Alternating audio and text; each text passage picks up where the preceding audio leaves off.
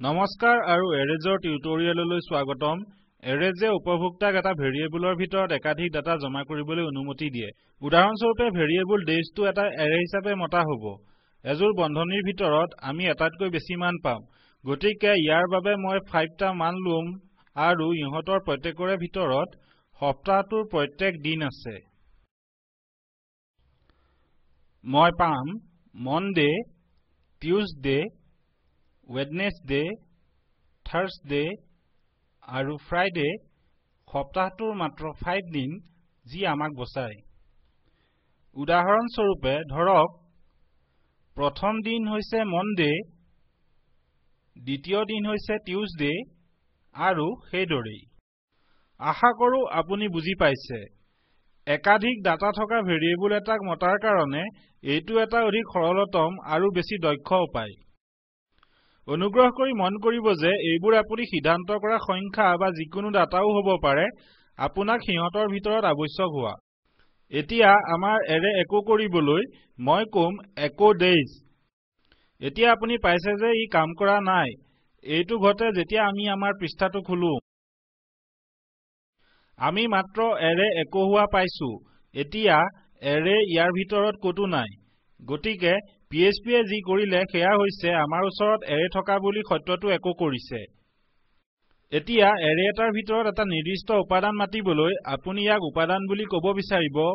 কিছু ঠাইত ইয়াক ID tags বা এৰে এটাৰ উপাদানবোৰ বুলি কোৱা হয়। আমি বৰবন্ধনী ব্যৱহাৰ কৰিম আৰু আমি এৰেটোৰ ভিতৰত উপাদানটোৰ স্থানটো মাতিম। গতিকে আপুনি ভাবিব পাৰে এইটো 1 2 3 4 5। যি কি নহওক সংখ্যায়ন প্ৰণালীৰ কাৰণে মান সংখ্যায়ন প্ৰণালী আমি আৰম্ভ কৰিছো 0 1 2 3 আৰু 4 ৰে। গতিকে উদাহৰণস্বৰূপে যদি মই মনডে একো কৰিব বিচাৰো সেইটো 0 হ'ব। গতিকে তাত আপুনি 0 দিয়ক আৰু আপুনি মনডে একো কৰিছে। একেদৰে 1ৰ সৈতে টিউজডে আৰু 4 যিটো হৈছে এৰেটোৰ অন্তিম উপাদান ফ্ৰাইডে হ'ব। ঠিক আছে, গতিকে আমি আগবাঢ়িম আৰু এটা এৰেৰ ভিতৰত এটা পৃথক পদ্ধতিৰে কেনেকৈ মানবোৰ নিৰ্ধাৰিত কৰা হয় মই আপোনাক দেখুৱাম। এতিয়া আহক মই যি ক'ব বিচাৰিছো তাৰ আৰম্ভণিৰ পৰা আৰম্ভ কৰোঁ। মই এটা এৰে নিৰ্মাণ কৰিবলৈ লৈছো কিন্তু মই তাক বিশেষভাৱে নিৰ্মাণ কৰিম। গতিকে days 0 সমান মনডে, days 1 সমান টিউজডে। এতিয়া আপুনি ভাবিব পাৰে ইয়াৰ যুক্তিটো কি। মই বুজাও। মই মূলতঃ ইয়াত কি কৰিছো সেয়া হৈছে মই আগতে কোৱাৰ দৰে নিৰ্মাণ কৰাত অলপ অসুবিধা হ'ব। মানে মই ক'ব পাৰো দিন 1 সমান আপুনি জানে আৰু দিন 2 সমান আৰু আপুনি ইয়াক তেনেদৰে কৰিব পাৰে। যি কি নহওক আমি এতিয়ালৈকে ইয়াত যি কৰি আছো সেয়া হৈছে এৰে এটাত ৰখা। গতিকে ই হয়তো এতিয়ালৈকে একেটা গাঁথনি লৈ আছে কিন্তু আমি ইয়াক অন্যভাৱে নিৰ্ধাৰিত কৰিছো।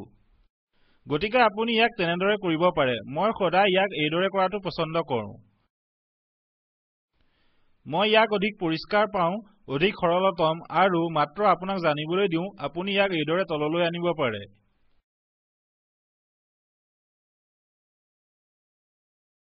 যি কি নহওক আপুনি যদি ইয়াক চোৱা পছন্দ কৰে মানে যদি এতিয়া মই ইয়াক সেভ কৰো ৰিফ্ৰেছ একো সলনি নহয়। তাত কোনো ভুল নাই। আমি এতিয়াও একেটা গাঁথনি পাই আছো। আমি মাত্ৰ ইয়াক শাৰীবোৰত তললৈ নমাইছো। আপোনাৰ ফাংচনটোৰ শেষত শাৰী অন্তকাৰকটো আছে আৰু প্ৰত্যেক শাৰী শেষত নাই। গতিকে সেইটোত বিভ্ৰান্ত নহব। ঠিক আছে, গতিকে এতিয়া আহক মই ইয়ালৈ ঘূৰি যাওঁ। গতিকে সেইটো হৈছে মূল এৰে আৰু ইয়াৰ বাবে কেনেকৈ দুটা ভিন্ন পদ্ধতিৰে মানবোৰ নিৰ্মাণ কৰা হয় আৰু কেনেকৈ ইয়াৰ বাবে মানবোৰ মতা হয়। গতিকে উদাহৰণস্বৰূপে যদি মই echo today is days কৈছিলো আৰু তাৰ পাছত মই ক'ব পাৰো 0। এতিয়া ইতিমধ্যে আপুনি চাব পাৰে যে মই ইয়াক প্ৰেক্ষাপটত চিহ্নাঙ্কিত কৰিছো। মই তাক সেউজীয়াকৈ চিহ্নাঙ্কিত কৰিছো। এতিয়া যদি আপুনি ইয়াক ৰিফ্ৰেছ কৰে আপুনি দেখিব এইটো মনডে। এতিয়া বিভ্ৰান্ত নহব। মই আপোনাক প্ৰেক্ষাপটবোৰ ব্যৱহাৰ কৰিবলৈ পৰামৰ্শ দিওঁ। যি কি নহওক কন্ট্ৰাক্টে কোডিং চিনিবলৈ এইটো এটা আদৰ্শ পদ্ধতি নহয়। যি ইয়াক দেখিবলৈ ভাল কৰে সেয়া হৈছে আপুনি দেখিব যে যেতিয়া আমি ইয়াক ইয়াৰ তলত লিখিম আমি কব পাৰো echo days আৰু 0 আপুনি চাব পাৰে কেনেকৈ হি এটা ইন্টিজাৰ এটা সংখ্যা দেখুৱাবলৈ ৰঙা হৈছে আপুনি তেনে পদ্ধতিৰে ইয়াক লিখি ভাল পাব আৰু আমি চাব পাৰো সেইটো ভাল কিন্তু আপুনি আপোনাৰ ষ্ট্ৰিংলৈ এৰে এটা অন্তৰ্ভুক্ত কৰিব পাৰে ইয়াক echo কৰিবলৈ যিকোনো প্ৰকাৰে মই এছচিয়েটিভ এৰেলৈ যাব লৈছো য'ত আমি এনে এটা পদ্ধতিৰে id টেক্স নিৰ্ধাৰিত কৰিম যাতে আমি প্ৰত্যেকটো পৰিচয়ৰ বাবে এটা মান ৰাখিব পাৰো যদি আপুনি অনুসৰণ নকৰে তেন্তে এই পদ্ধতিৰে মই ইয়াক নিৰ্মাণ কৰিম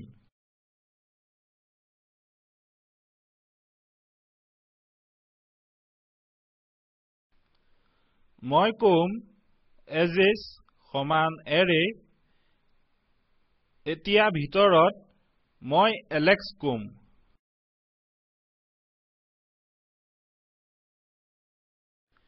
এতিয়া আগবাঢ়ি যাওক আৰু বিলি আৰু তাৰ পাছত কাইল কোৱাৰ পৰিৱৰ্তে যিবোৰ হৈছে মই ব্যৱহাৰ কৰিবলৈ যোৱা নাম তিনিটা মই কম 19 14 আৰু 18 মূলত সমান আৰু এটা গ্ৰেটাৰ দেন চিহ্ন ব্যৱহাৰ কৰি এতিয়া ই কি কৰে সেয়া হৈছে 0 ৰ দ্বাৰা মতা আমাৰ এৰে উপাদানসমূহৰ পৰিৱৰ্তে ইয়াক 1 ৰ দ্বাৰা ইয়াক 2 দ্বাৰা মতা হয় ইয়াক এতিয়া Alex হিচাপে ইয়াক Billy হিচাপে আৰু ইয়াক Kyle হিচাপে মতা হয় কিন্তু সিহঁতৰ মানসমূহ হৈছে 14 19 আৰু 18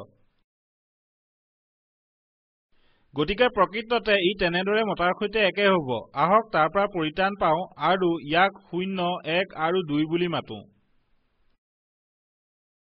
আৰু ইয়াক অলপ বন্ধুত্বপূৰ্ণ আৰু মনত ৰাখিবলৈ অলপ সহজ মাতিবলৈ অলপ সহজ বনাবলৈ আমি এতিয়া ক'ব পাৰো echo ages Alex এনেদৰে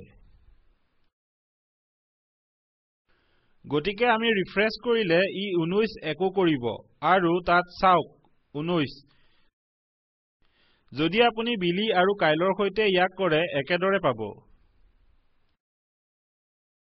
গতিকে যেতিয়া আপুনি প্ৰগ্ৰাম এটাৰ আধা পথত থাকিব আৰু কোৱাৰ পৰিৱৰ্তে মই ওপৰলৈ ঘূৰি যাব লাগিব আৰু প্ৰত্যেক শাৰীক গণনা কৰিম আৰু কম এইটো 0 1 2 বা 3 হয়নে মোৰ মনত পৰা নাই এইটো কৰিবলৈ অতি সহজ ইয়াক কৰা আন এটা দৰকাৰী পদ্ধতি হৈছে যদি মই কৈছিলো এৰে 1 Alexৰ সমান আৰু তাৰ পাছত 2টো বিলিৰ সমান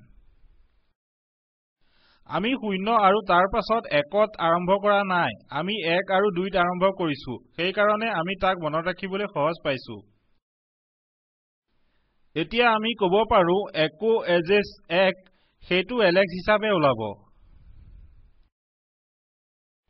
আমি তাৰ বাবে 0 ব্যৱহাৰ কৰা নাই ই আপোনাৰ বাবে প্ৰগ্ৰাম কৰিবলৈ অধিক বন্ধুত্বপূৰ্ণ হয় 0 1 2 কোৱাতকৈ ইয়াক চেষ্টা কৰক ইয়াৰ ওপৰত কাম কৰক আপোনাৰ বাবে কি সহজ হয় চাওক কিন্তু মানে এইটো মোৰ বাবে যুক্তিহীন কাৰণ মই 0 1 2 ব্যৱহাৰ কৰাটো পছন্দ কৰো কিন্তু যদি আপুনি ইয়াক মই আগতে কোৱাৰ দৰে বা এইদৰে ব্যৱহাৰ বা যিকোনো ডাটা টাইপলৈ এটা ষ্ট্ৰিং মান নিৰ্ধাৰিত কৰিব বিচাৰে তেন্তে সেইটোৱে হৈছে ইয়াক কৰা পদ্ধতি ঠিক আছে সেয়াই হৈছে এৰেৰ মূল তত্ত্ব মোৰ মাল্টি ডাইমেনশ্যনেল এৰেজৰ আন এটা টিউটৰিয়েল আছে এইটো এটা পৃথক টিউটৰিয়েল অনুগ্ৰহ কৰি ইয়াক চাওক এই টিউটৰিয়েলত ইমানেই দৰ্শনৰ বাবে ধন্যবাদ মই মৌচুম হাজৰিকাই স্পোকেন টিউটৰিয়েল প্ৰকল্পৰ বাবে অনুবাদ কৰিছো বিদায়